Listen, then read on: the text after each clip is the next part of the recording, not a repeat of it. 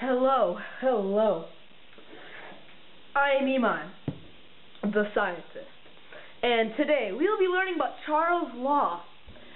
Charles' Law is exciting to learn about, so that's why we will be learning about it today, and we're going to go over what it is, how it applies to me and other people in life, and what it's really, just how I understand it.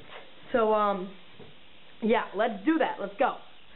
Alright, let's go do that. So Charles' Law was invented by Joseph Louis Gay-Lussac, a French scientist, in very long time ago time period. And what it relates to is the temperature of a gas and the volume of a gas, and which always have to be in a closed system. So, just an example of this, a soccer ball. Soccer ball has air in it. That would be the gas in the closed system. So yeah. Now, Charles' Law, it relates to when temperature and volume are increasing or decreasing. So, when it states that when the volume increases, that means that the temperature is also increasing, and if the temperature is decreasing, then the volume is also decreasing. Sorry, but anyways, so it's a direct relationship where if one variable increases, the other variable will increase as well. So it's pretty cool. Alright, cool. So there are many different ways of expressing the equations associated with Charles' Law, but there are only two main ways to understand it.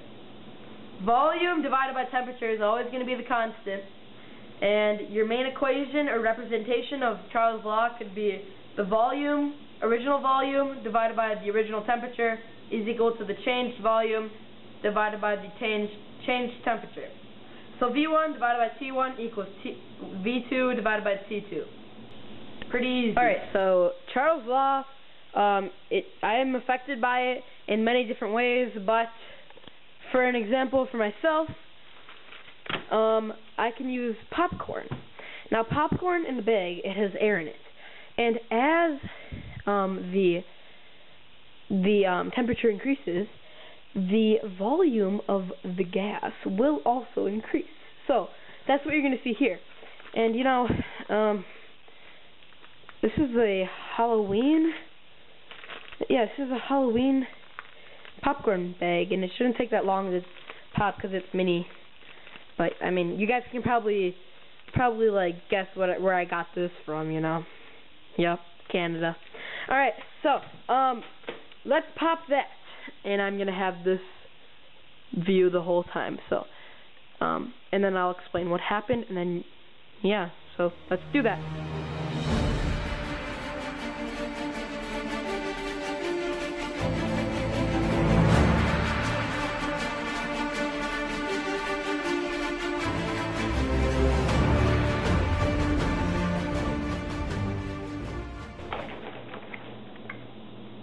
Do you want some?